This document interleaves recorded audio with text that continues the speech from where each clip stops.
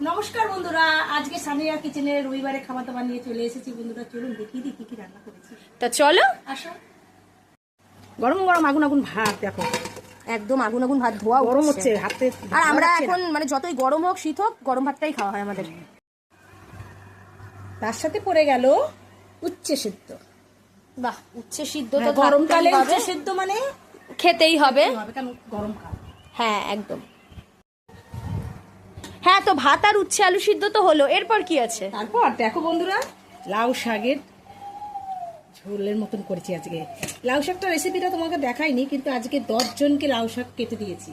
তাই?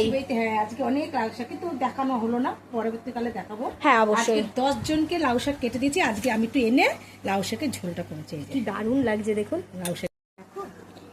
হ্যাঁ মা, লাউ শাক তো হলো, তা এরপরে কি আর কিছু নেই? হ্যাঁ দেখো কি আছে আজকে, দেখো।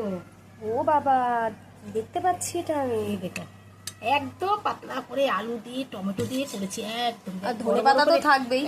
ধনেপাতা তো মাস্ট আছে। দেখো একদম পাতলা করে মাছের ঝোল করেছি। দারুণ দারুণ।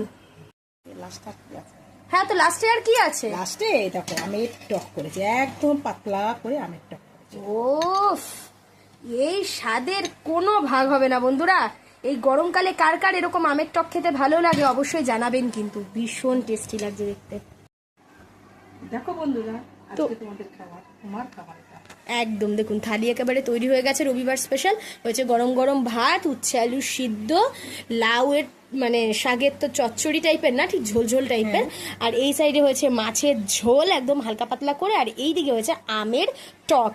তা ঠিক আছে, আজকে রান্না বান্না কেমন লাগলো অবশ্যই কিন্তু জানাতে ভুলবেন না। আর আজ এইটুকুই, টাটা। টাটা বন্ধুরা।